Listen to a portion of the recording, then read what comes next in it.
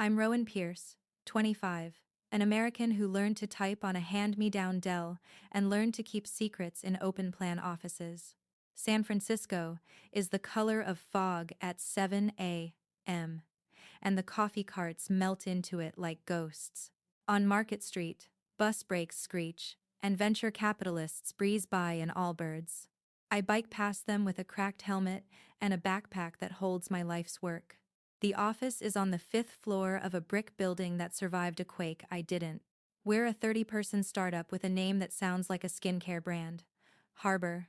We claim we'll make apps feel human, which is funny because most of us are running on caffeine and projected confidence. I'm the UX designer who actually prototypes the human. Figma open, 100 frames, my laptop warm like a pet in my lap. The thing I've built over the last 9 months, late nights, my roommate asleep down the hall while I whisper code, is called Silhouette. It's not just wireframes. Silhouette fingerprints the way a user moves, micropauses, hover, jitter, and reshapes interfaces in real time. Buttons nudge closer to the thumb. Labels lengthen if you always misread. Error messages switch from shame to coaching if you hesitate. When I demo it to the team, even the back-end guys get quiet. When I demo it to myself, my hands tremble, and I have to stand up and walk to the window. Bennett Cole, our CEO, loves windows. Tall, almond latte, a hoodie so pristine it knocks the dust off your conscience when he walks by. He can make an investor cry about frictionless checkout. He calls Silhouette transformative when it's just us. He calls me Ro like we're old friends. He also never says my last name when there are cameras. The morning everything tilts, he paces between the ficus and the neon sign that says, "Do the brave thing." Demo day in 48, he says. We're putting Silhouette front and center. My stomach flips, good, nervous, the kind you can breathe through with your eyes closed. Then we need my machine on stage, I reply. The model retrains as you interact. It can't run the stub. Bennett smiles like a nodding dog. Of course, he says. I'll bring your machine to AV. You focus on the narrative. The narrative. The story of how we make people feel seen. He wants a hero's journey but with sliders. I spend the next 27 hours writing lines that feel like my bones. I script the moment the interface notices your left thumb moves slower because of a healed fracture. I write the line, "You don't have to be the average user to be the user." When I finally look up, the city is a butchered peach behind the horizon. Bennett waves my sleep-dead body toward a rideshare and promises, "I've got the deck." Demo day is at a restored ferry terminal with rafters like ship ribs. Investors arrive in black SUVs, stepping out with expressions like they've already said no. I'm wearing my only blazer and shoes that click to pretend I belong. Backstage, the AV guy hands me a headset. "Your machine's already up there," he says.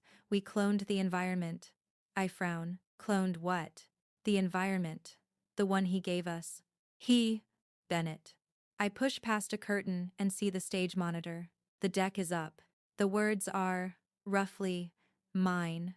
The campaign photos, hands of all shades touching a glass screen, are mine. And in the lower right corner of the demo window, where I always tuck the debug console, is something I've never seen before. ColOS. Silhouette. A trademark. His name. Air leaves my lungs like it's been waiting for permission. "Hey!" Bennett's voice behind me is all friendly static. "You ready to shine?" I turn. "Did you rebrand?" He blinks. Then the nodding dog. Investors respond to founder-led tech. "It's housekeeping, Rowan. We'll handle credits later. Today we make the case." Founder-led. I taste metal. My head is a snow globe someone shook too hard. "You said my machine," I say. He puts a hand on my shoulder, a bishop's blessing. "I said your environment. Come on, this is good for everyone." The show runs with an anesthetic glow. Lights hit like noon on a white beach. Bennett talks about empathy and the future of work, and our proprietary adaptive layer. He says I, the way I say we. The demo clicks. The interface bends to a volunteer's unsteady hands. The crowd murmurs. My slipstream of pride gets braided with panic. I'm standing in light, that isn't mine, next to a man wearing my hours like a well-cut suit. Afterward, He's swallowed by a ring of suits and messenger bags and laughter that sounds like money. People look at me the way you look at the lighting crew on a Netflix set, appreciation without curiosity. I drift to the edge of the room and someone from PR presses a champagne flute into my hand. The bubbles bite my lip and I think, this is what betrayal tastes like if it were a drink that photographs well. My phone buzzes. A text from Ava, my roommate. How'd it go? I type. He put his name on it. She replies with 3 skulls and then, you okay? I lie. Yep. Then I slide my phone into my blazer pocket like I can tuck the ache away too. Bennett finds me. Great energy out there, he says. The board wants to spin up a patent filing fast. We'll do a provisional tonight. I stare at him. My repo proves first commit. The prototypes, the research, the heuristic log, they carry my signature. He tilts his head. Rowan, we pay you. You built it here. I think of employment contracts, Clause 7 Farads, inventions and assignments. I think of the nights I carried my laptop into the bathtub, with the shower running, because the only white noise that calmed me was water and code. I think of how my mother told me to put my name on everything I make, and how I did, everywhere, inside the code, like seeds in bread. Don't do this, I whisper. Do what? He's still smiling. Build a category? This is what you wanted. No, I say, and the word cracks. Credit. He leans in like he's about to tell me a secret. Credit is a downstream function of ownership. I need you in the boat, not shooting holes in it. I stand there with a smile that isn't mine, while the CEO, who pitched my prototype as his, thinks he's teaching me finance. He pats the air and disappears. My heart is a hummingbird. My hands are steady, which scares me. Steady is what I get right before I do something I can't undo. Back in the office, the neon sign glows like a threat. Most people are out celebrating. I sit in the dark conference room horizon and open my laptop. I pull up the repo. I trace the commits like a constellation. I whisper dates. January 11 first adaptive event listener. February 2 hover to habit detection. March 18 effective shift messages.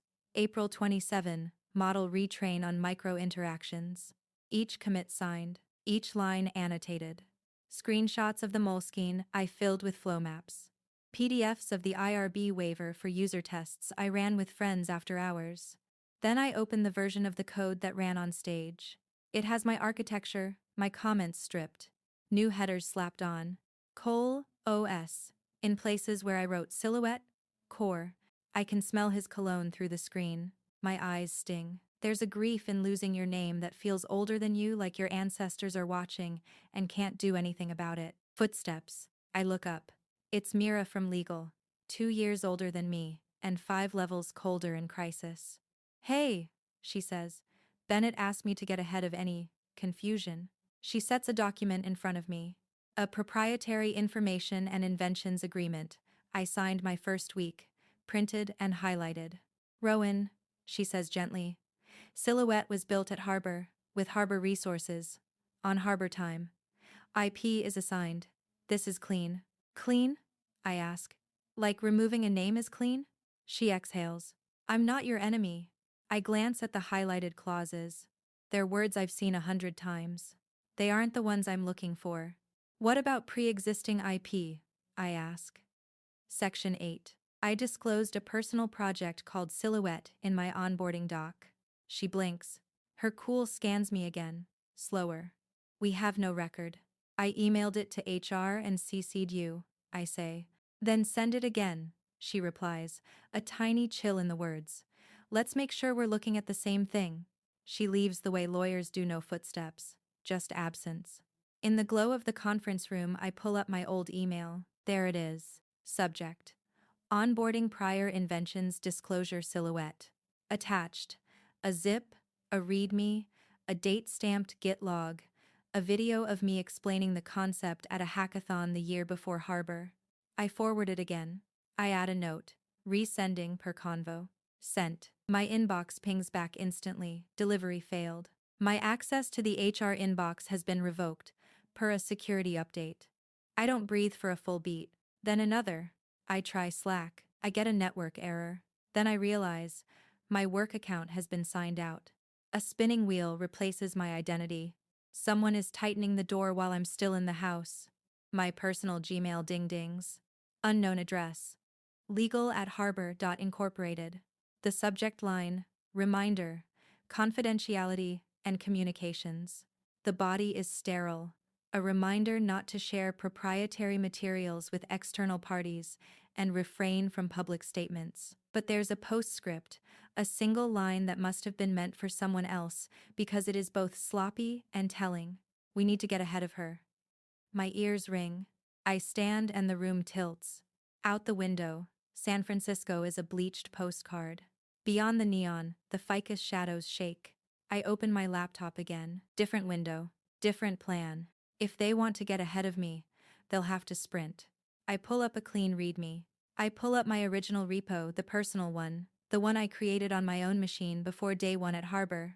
I start writing the kind of documentation future me always begs for.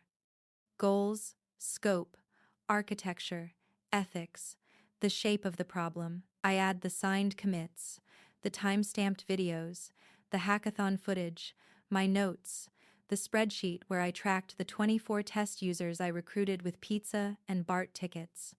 This isn't a panic, it's a blueprint.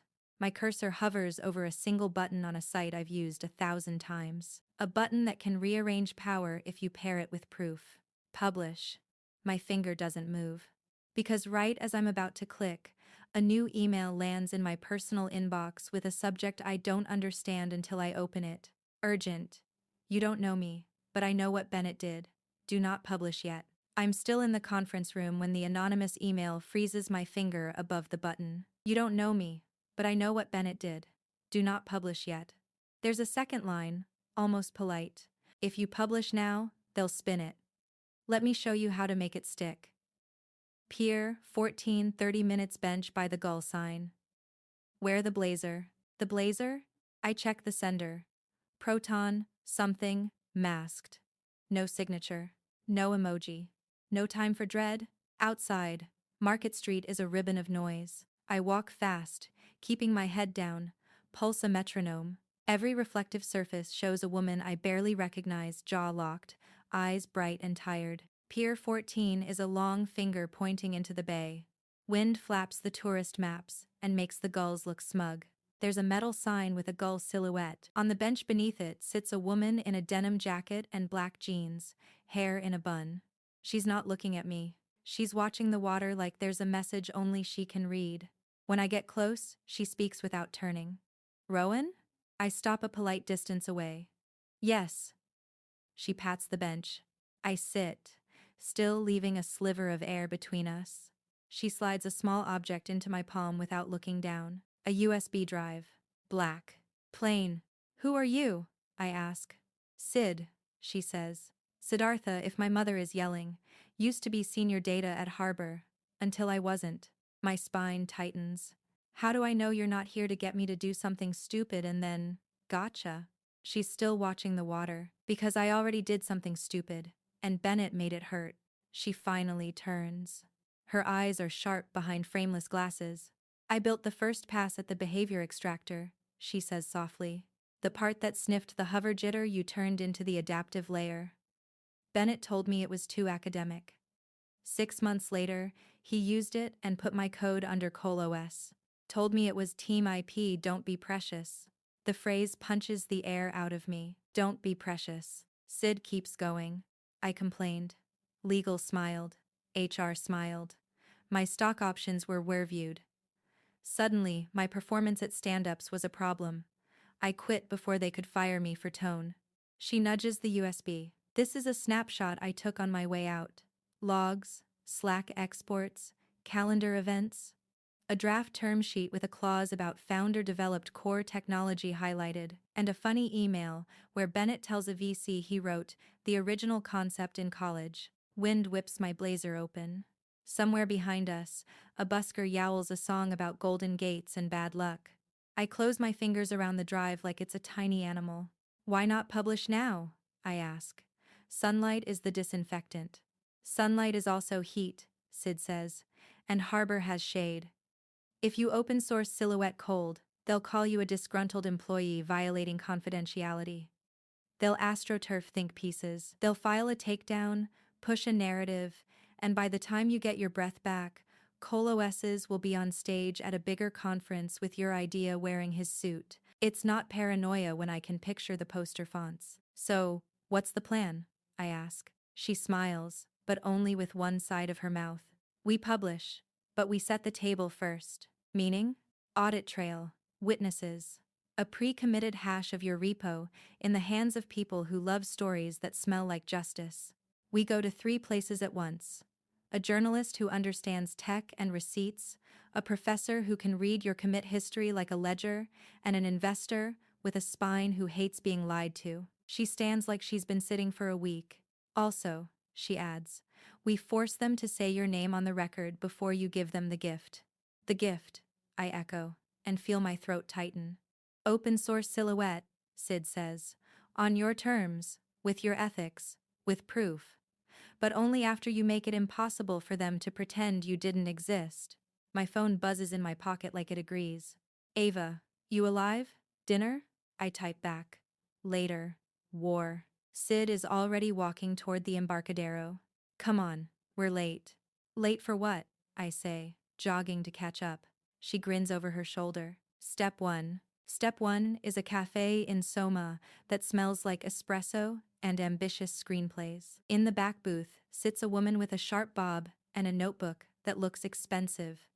Pen poised like a weapon. This is Nia Calder, Sid says. Writes a column called Human Interface. Thinks in footnotes. Hates buzzwords. Nia looks at me for 3 beats, then down at her notebook. Tell me what happened, she says. Like I'm smart and busy. I tell her. Not the melodrama, not yet. Dates. Commits. The onboarding email. The rebrand on the stage. The access revoked mid-argument. The line in the legal email. We need to get ahead of her. Nia's pen moves like it's wind-powered. Proof? She asks. I slide the USB across the table. And my repo, I add. Personal machine. Pre-harbor commits. Signed. She doesn't touch the drive. Chain of custody, she says. I'll image it in front of you. Make a hash. Store it. Work from a copy. God, I love professionals. And why open source? She adds. Why not sue? Because by the time a suit moves, the idea is dead, I say. I didn't make Silhouette to sit in a vault. It's an ethic as much as a tool. Adaptive design shouldn't be proprietary to a man who thinks credit is downstream of ownership. Nia's eyes flicker. Write that down, she says to herself, and then to me. If I run this, I'll need comment from Harbor. Good, Sid says. Make them say something they can't walk back. Nia nods. Give me 12 hours, she says. Don't publish, don't tweet. If Harbor contacts you, forward me the exact language. My stomach growls like it's punctuating her sentence. Nia's mouth twitches. Eat, she adds. Revenge is metabolic. Step 2 is a lab that looks like a high school science room if the PTA were very rich. A man in a faded Stanford hoodie and immaculate sneakers meets us at the door. This is Professor Dev Patel, Sid says. He's the reason half the city thinks about algorithms with a conscience. Dev shakes my hand like he's testing the integrity of a bridge. Show me your work, he says. We sit at a table with a stack of Post-its and 2 laptops. I walk him through Silhouette, core the event listeners, the vectorization of micro-hesitations, the retrain logic that caps itself to avoid runaway novelty. He stops me to ask about the ethics. I show him the consent flows, the opt-in defaults, the readable model card I wrote at 2 a.m. in my kitchen. He nods, then pulls my Git history up like it's a family tree. You signed all these? Yes. Private repo before Harbor? Yes. He looks up at me with a small, proud smile I didn't know I needed. Good. We'll notarize this. I'll write a short letter explaining provenance in plain English. If Harbor disputes authorship, they'll have to argue with checksum math. Sid leans back, satisfied. 2 down, she says. Now we need a spine. Step 3 is venture capital. I hate venture capital. We ride an elevator to a glass box that overlooks the city like a villain's lounge. On the wall is art that looks expensive and unhappy. A receptionist eyes us like we're here to sell knives. Sid names someone. Armand Flores, she says. He takes board seats like people take multivitamins. We wait. Armand arrives with a curiosity that could be construed as kindness. He shakes Sid's hand. He looks at me like he's trying to place my face. Bennett's star, he says. He keeps talking about you. My jaw flexes. Does he say my last name? Armand's smile does something I can't read. Sometimes, he says. We sit. Sid does the intro. I do the proof. USB. Paper trail. Dev's pending letter. I expect a lecture about fiduciary duty. Armand surprises me. Bennett tried to slide founder-led core tech into the term sheet, he says. We flagged it. He said it was a typo. He steeples his fingers. It wasn't a typo, was it? I meet his gaze. It was a theft. For a long moment, the only sound is a piece of modern art, humming like it contains a bee. Then Armand nods. Here's what I can do, he says. You go public with this right now. It becomes a he said, she said, and the board circles the wagons. You line up independent verification and press, then publish the code. We pull the term sheet until Harbor issues a correction that credits authorship and governance on the project. If Bennett won't, we call a board vote. On what? Sid asks. On whether he's still the right CEO, Armand says, casual as a weather report. My throat goes dry. This helps you more than it helps me, I say. Armand shrugs. It can be both. He slides a card across the glass. You didn't get this from me, he says. But if legal threatens you, record the call. California is two-party consent, so tell them you're recording. They hate sunlight more than loss. Sid taps the card. We'll be in touch. In the elevator, my knees finally shake. Sid laughs, a short, delighted crack. He's not a spine, she says. He's a lever. We can work with that. By the time we get back to my apartment, the sky is bruised plum. Ava opens the door with a mixing bowl in her hands and flour on her cheek. Is this a heist? She asks, looking between me and Sid. Basically, Sid says, heading for the kitchen like she lives there. Ava hands me a spoon. Eat, she says. You look like the inside of a hospital. We sit on the floor and make a war room out of our coffee table. Sticky notes. Timelines. A list of names. Nia, Dev, Armin. A question mark next to Mira from legal friend or function. My laptop pings. New email. From Bennett.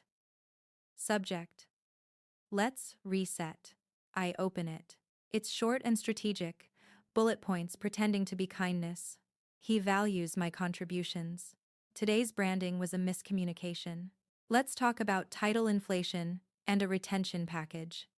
Please do not publish internal materials or mischaracterize our intentions. He CC'd Mira. Sid whistles. He's already sweating. Another ping. Nia. Got Harbor comment. It's vague. We celebrate our team. We stand by our processes. Publishing at 10 a.m. tomorrow. Dev. Letter attached. We'll sign and timestamp at 8 a.m. Armand. Board meeting moved up. Do not respond to legal without me on the thread. Ava squeezes my knee. You're doing it, she says. You're getting your name back. I want to believe her. I want to press publish so hard I break the key. Instead, I take a breath and do what Sid taught me. I pre-commit the hash of my repo to a timestamping service. I email 3 trusted people I met at the hackathon a year ago, the ones who saw Silhouette, when it was baby code, with a big soul. Please reply with what you saw and when. Then I draft the readme that will go out tomorrow.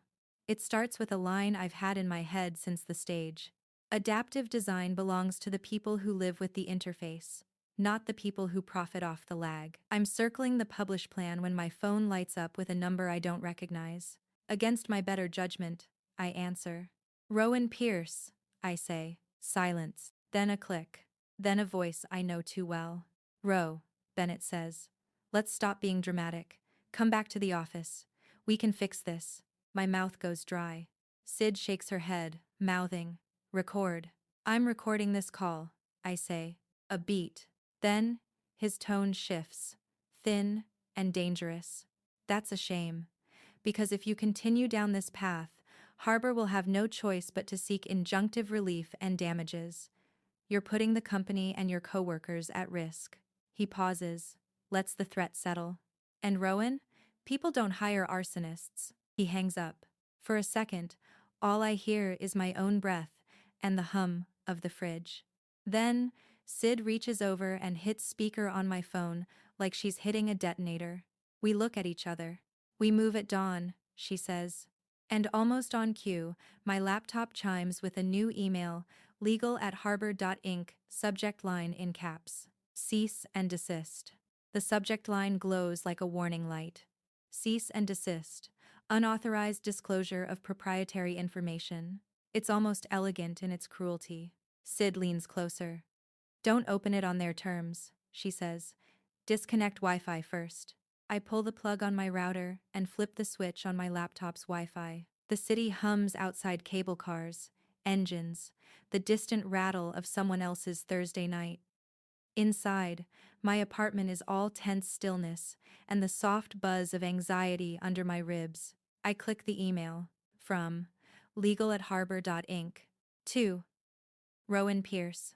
Subject: CEASE and desist unauthorized disclosure of proprietary information. Miss Pierce, it has come to our attention that you are in possession of and intend to disseminate confidential intellectual property belonging to Harbor Incorporated. Be advised that any publication, distribution, or communication of said materials constitutes a violation of your employment agreement and trade secret law. You are hereby instructed to immediately 1. Cease all publication or communication of Harbor-owned materials, including software known internally as Silhouette. 2. Return all Harbor property, including code, prototypes, and associated documentation. 3. Refrain from making public or defamatory statements about Harbor, its executives, or its employees. Failure to comply within 24 hours will result in legal action, including but not limited to injunctive relief and pursuit of damages. Sincerely, Mira Alvarez, Senior Counsel, Harbor Incorporated. Sid whistles softly. Ava peers over my shoulder, still holding a wooden spoon from her half-finished cookies. So, what do? I exhale slowly. We don't panic. We document. Sid grins. Atta girl. I take screenshots, the email headers, timestamps, every word. Then I start a reply draft I have no intention of sending tonight. Subject: cease and desist. Mira, received your notice. Please note that I have not disclosed any Harbor-owned materials.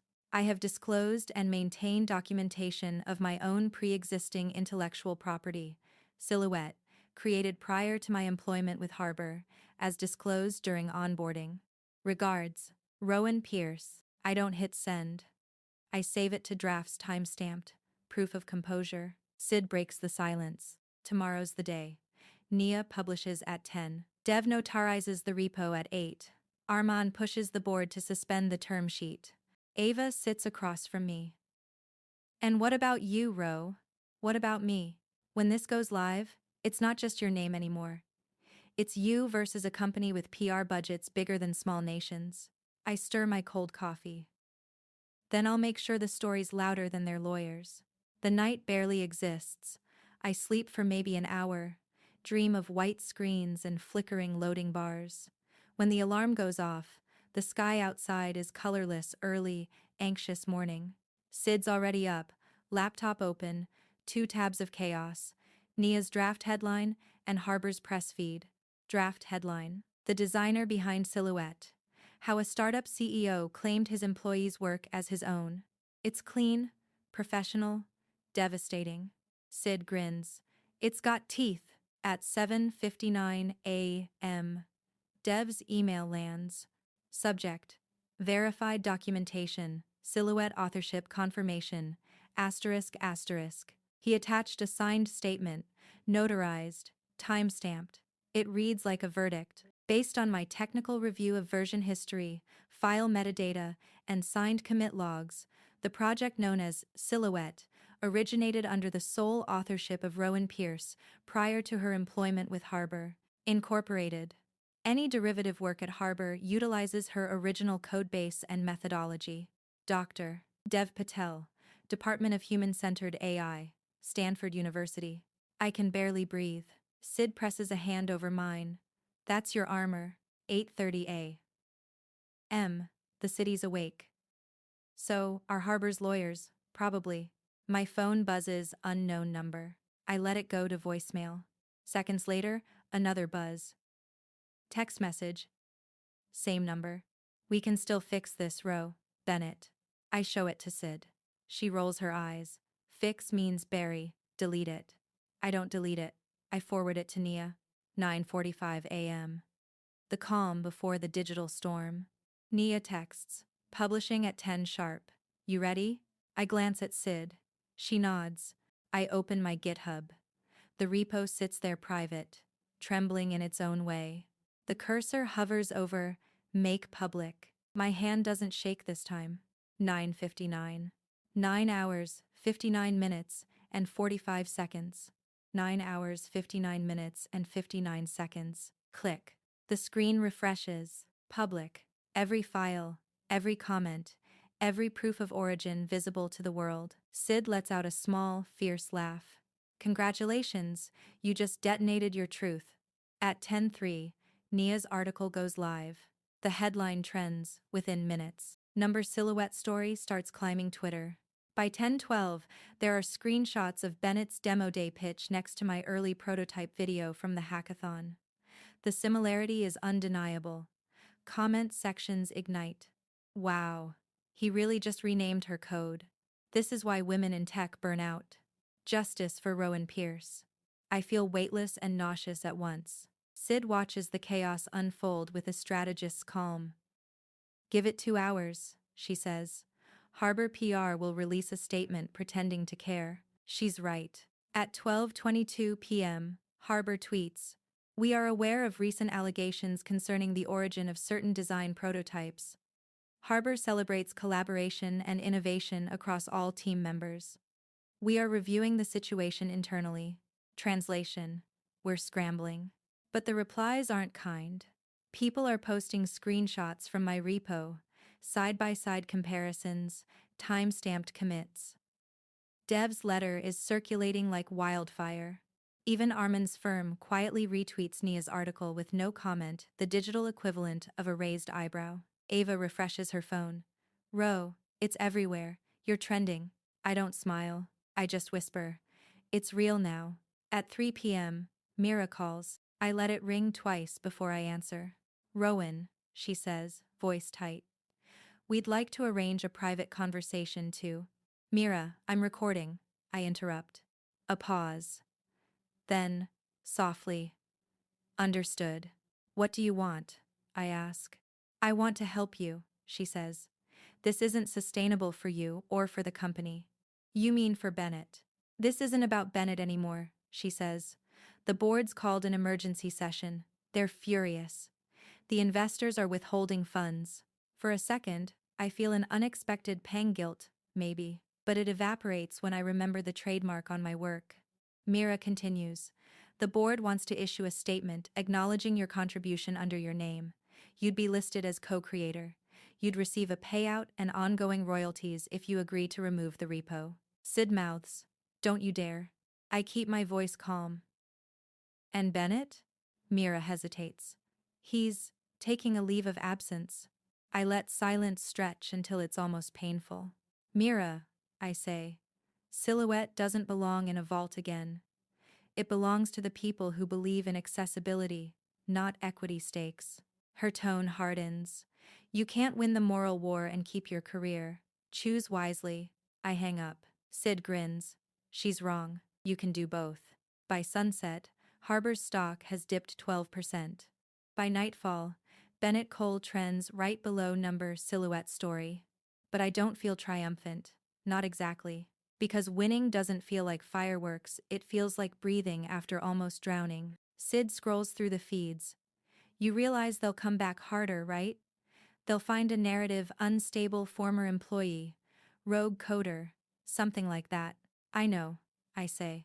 So we stay one step ahead. How? I lean forward, the glow of the laptop painting my face cold blue. We build a community, open contribution, transparent governance. Silhouette won't be my project anymore, it'll be everyone's. Sid raises a brow.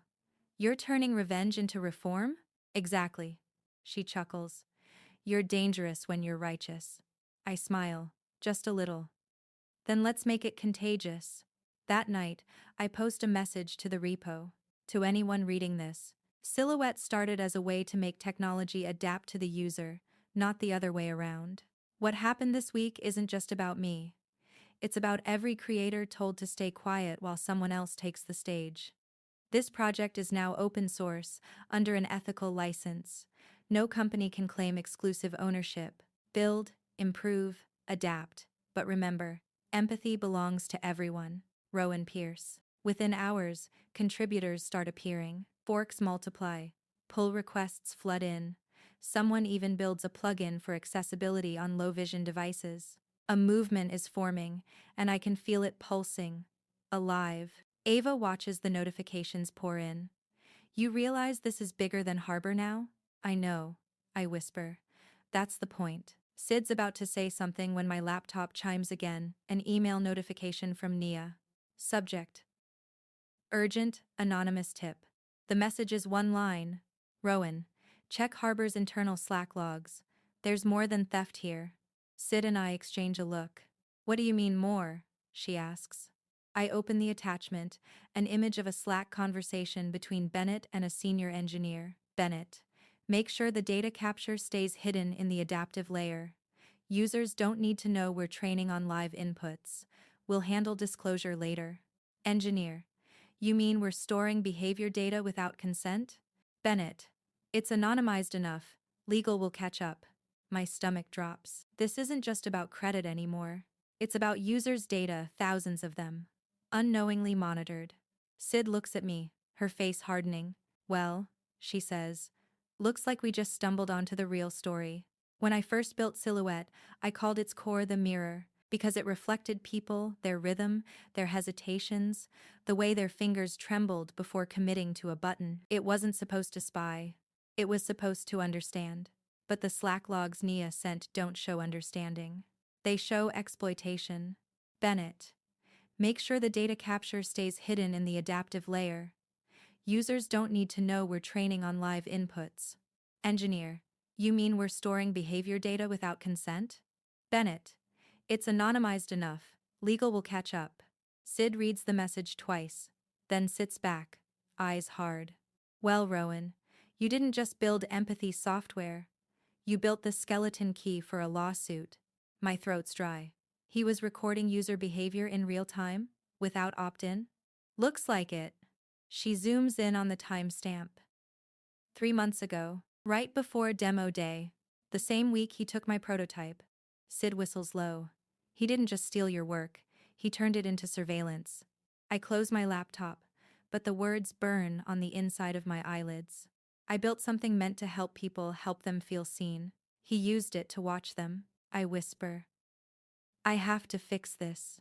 Sid nods. Then we go deeper. If Harbor's running live data captures, we need proof they're still doing it. The next morning, I'm back at the office I swore I'd never step into again. Fog rolls through the mission like breath. I wear a cap and hoodie, move fast, blend with the morning crowd. The badge scanners still light up green when I pass, apparently. IT didn't get the memo yet. Inside, the place feels hollow. Desks half empty, the buzz of a company holding its breath. Mira's office door is closed. Bennett's glass cube is empty.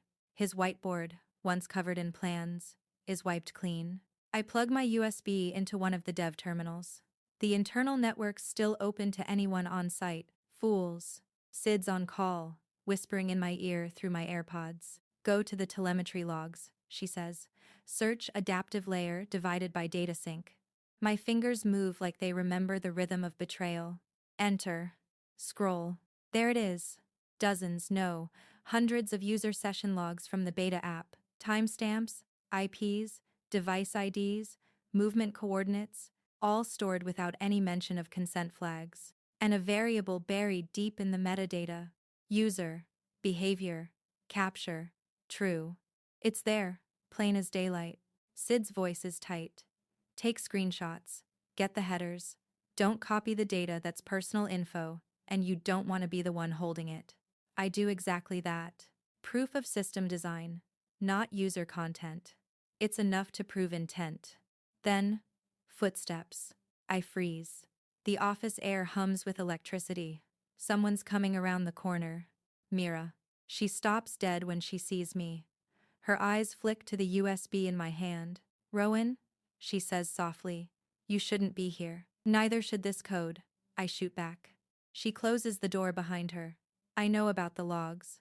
That makes me pause. What? I found them last week, she says, voice low. Tried to raise it with the board. Bennett told me it was temporary optimization data, he said. Then he told IT to revoke my access. I study her face. No makeup, dark circles, the wear of someone fighting ghosts in a glass office. She isn't lying. She's scared. Why didn't you come forward? I ask. I was building a case, she says. But then you blew everything up with the repo. You gave me leverage. She sits across from me.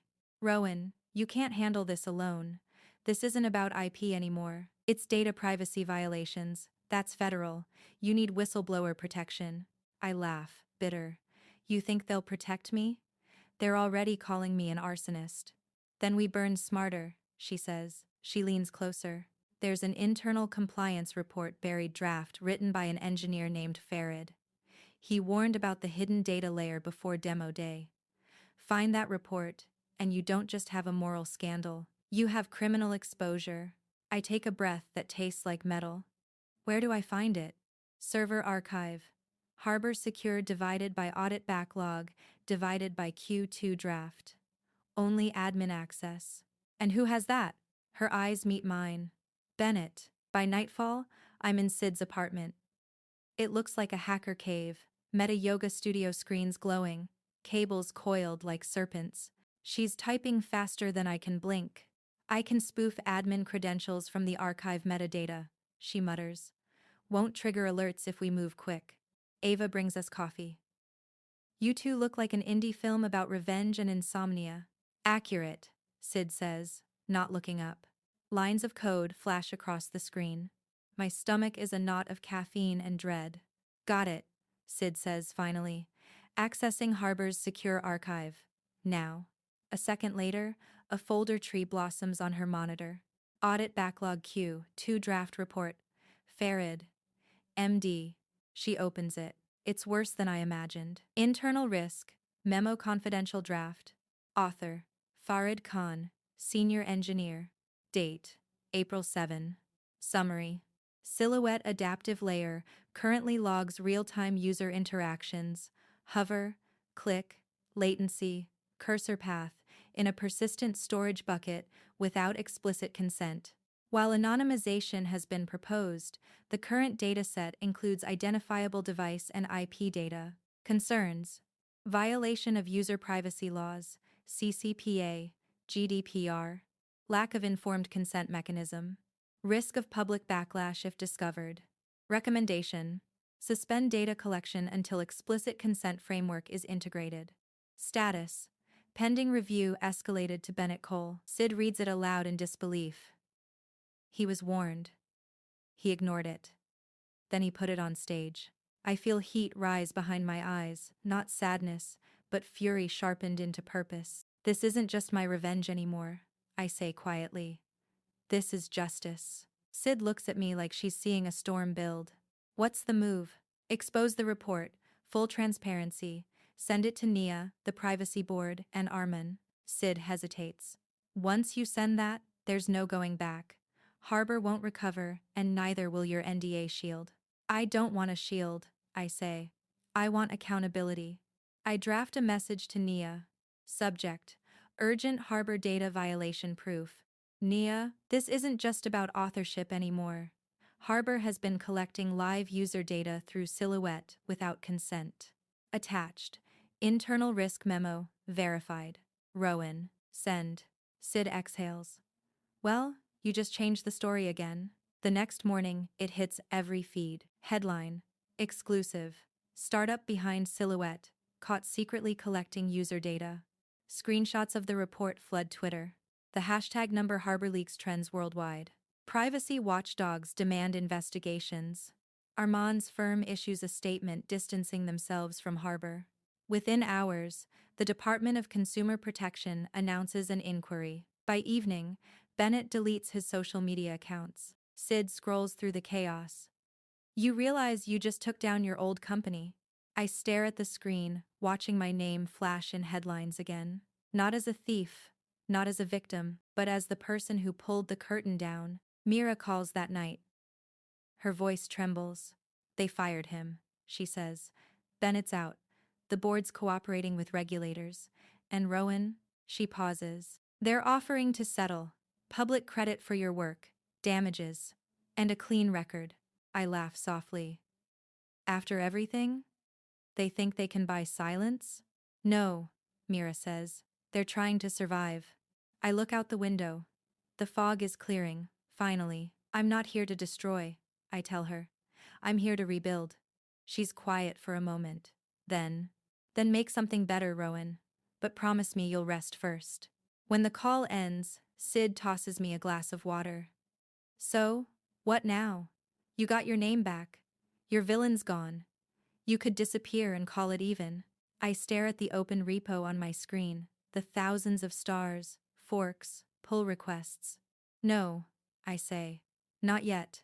I type a new message on the Silhouette homepage. Phase 2, Project Mirror. Let's rebuild trust in design, one transparent line of code at a time. And as I hit publish, my inbox pings. A new message, no sender. Subject: you think Bennett was the only one? Asterisk, asterisk. Body: you've started something bigger than you realize. Be careful who funds you next. A friend. Sid reads over my shoulder and mutters, guess the mirror's still reflecting monsters. I smile grimly. Good, I say. Let them look. The internet forgets fast. But not this time. A month after the Harbor scandal, the story still lingers in every timeline, like the aftertaste of metal. Headlines evolve from outrage to reflection to analysis. The woman who open-sourced her revenge. When transparency becomes the ultimate weapon. Silhouette and the ethics of empathy. I don't read them all, but I catch fragments that sound like the echo of my own thoughts, filtered through strangers. Harbor collapses under investigation. Bennett vanishes into PR exile. Mira resigns and joins a nonprofit on data ethics. Sid consults for startups that want to be good, but not go broke. And me? I'm still in San Francisco. But I don't work in a corner office or behind a startup logo anymore. I work in a warehouse with sunlight and sawdust and screens stacked like a cathedral of pixels. We call it the Mirror Project. It started as an open Slack group the week Silhouette went public. Designers, coders, accessibility advocates, people tired of pretending disruption meant progress. By the end of the first month, 3,000 contributors had joined. By the end of the third, we had funding not from VCs, but from micro-donations, universities, and a few rogue engineers who quit big tech quietly and sent anonymous support. Now, 6 months later, we're a global collective. No titles, no owners, just builders. The first product we launched wasn't software. It was a manifesto, a promise that every line of code we write will tell the truth about what it does. No hidden data layers, no dark patterns, no user optimization. That's really manipulation. We open source everything from bug reports to meeting notes. Every contributor gets credit. Every version is signed with a real name, even if that name is only a pseudonym, because identity deserves consent too. Ava still works with me. She handles community moderation, the hardest job of all. Sid leads infrastructure, she jokes. She finally gets to build something that doesn't self-destruct. One afternoon, I find Sid at her desk, headphones half off, scrolling through a flood of notifications. Look at this, she says, spinning her screen toward me. It's a message thread from a small nonprofit in Nairobi. They used Silhouette's open framework to create an adaptive learning app for children with dyslexia. It works offline. It costs nothing. The students named the app Shadowlight. They wrote a thank you note. Sid says softly. They said, "It feels like the screen finally listens." My throat tightens. That's what I wanted all along. Not revenge. Not headlines. Just that. The outside world is still chaotic. Tech giants launch transparency initiatives that look suspiciously like PR campaigns. Governments cite my case in hearings about AI accountability. Someone even turned the story into a documentary, though I refuse to appear. They used the quote anyway. Empathy isn't a feature, it's a responsibility. Sometimes I get recognized on the street. Not often, just enough to feel strange about it. People come up to thank me, to tell me they quit jobs that made them complicit, to say they forked Silhouette and built something new. Each time, I think, this isn't about me anymore. It's about the mirror. But there are nights I still wake up with that email echoing in my head. You think Bennett was the only one? Because they were right. He wasn't. The industry is full of Bennett's brilliant men with immaculate hoodies and hollow ethics. They're still out there, rebranding greed as innovation. But the difference now is that people notice. They ask questions. They demand receipts. And somewhere in their inboxes, maybe, there's a whisper of a fear they never used to feel. The fear that someone like me might be watching back. 2 years later, Silhouette evolves. It becomes Mirror OS, a free adaptive interface library maintained by hundreds of contributors worldwide. Governments use it for public services. Hospitals use it to tailor accessibility for patients with visual or cognitive differences. Schools use it to help students navigate learning at their own pace. Every line of code traces back to the original repo. My name sits there not alone, but at the top of a list thousands of names long. A lineage of people who decided that technology should serve empathy, not ownership. Sometimes, when I scroll through the contributor list, I find a username I don't recognize. Once, I paused at one. Farid K. He never reached out, never asked for credit, but his fingerprints are in the ethical kernel of every build. That feels right. On the anniversary of Harbor's shutdown, Nia invites me to speak at a tech ethics summit. I almost say no, but Sid insists. Go remind them what happens when they forget the human in human interface. The room is packed. Journalists, founders, students. Some faces are familiar, some still wary. I step to the podium, notes trembling in my hand, and decide not to use them. I once believed that if you built something good enough, I begin, it would protect itself. A pause. A breath. But code doesn't have morals, people do. And when we hand our work to the wrong hands, it stops reflecting us, it starts replacing us. I tell them about the mirror. About how technology should help us see ourselves clearly, not distort us. About ownership and empathy and the cost of silence. When I finish, there's a hush, the kind that isn't applause yet, but feeling. Then the room stands, not for me, for the idea. That night, I walk along the Embarcadero, where this all began, the pier where Sid first handed me the black USB drive. The gull sign still creaks in the wind, the water still smells like electricity and salt, but the city feels different now, more awake. I take out my phone and scroll through the Mirror OS dashboard, thousands online, active sessions lighting up across the map. Little beacons of adaptation, empathy, connection. The interface shimmers with movement, users adjusting, systems learning, in real time, the way I once dreamed. Sid's voice echoes in my head. You turned revenge into reform. Maybe. But to me, it was never revenge. It was reclamation. I whisper into the fog. Design isn't about control. It's about trust. The reflection in the dark water nods back, a silhouette that belongs to me again. And for the first time since all of this began, I feel still.